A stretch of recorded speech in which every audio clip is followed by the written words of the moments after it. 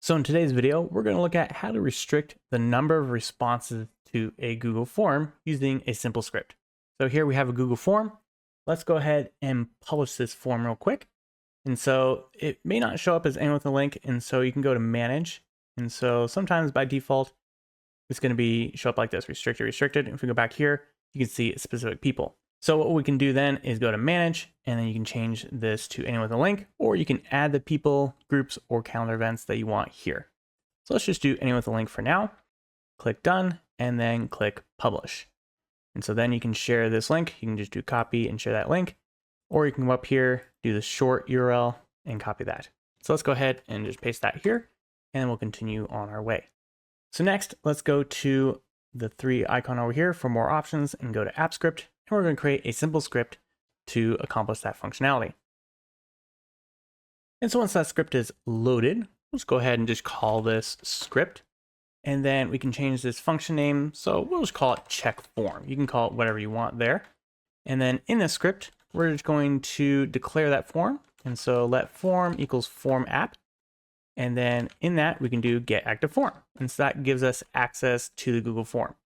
Next, we can get the responses. And so this is going to allow us to count how many. So form.get responses. And then next we can just get the length. And so responses.length, just like that. And so now we can do a simple if statement. And if length is, let's say 2, then what we can do is go back to that form, and then we can set accepting responses as false, just like that.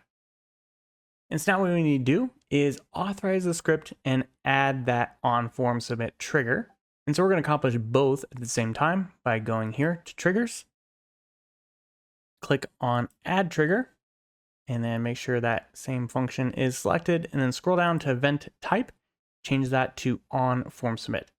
Now when we click save, it's going to ask us to authorize the script. So choose your account and then go ahead and click allow.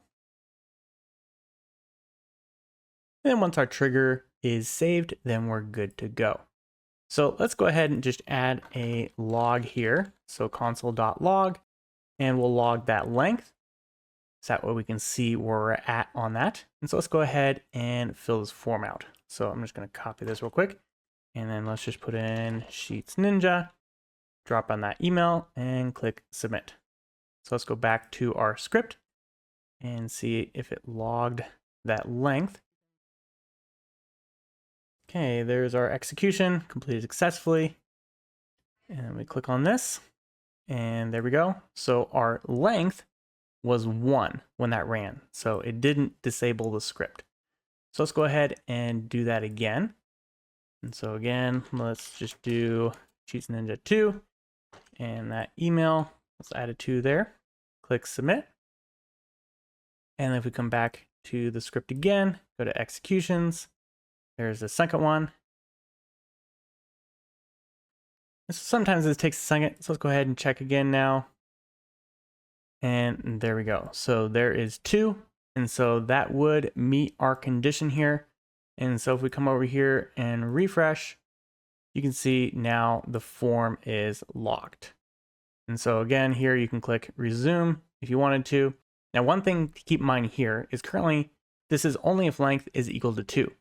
And so if I resumed collecting responses, this would never trigger again. So one thing you may want to do is do greater than or equals 2. And then obviously this 2 could be 2, 5, 10, 25, 100, or 1,000, whatever, however many responses that you want to capture before you shut the form off.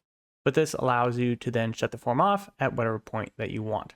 All right, so that is it for today's video.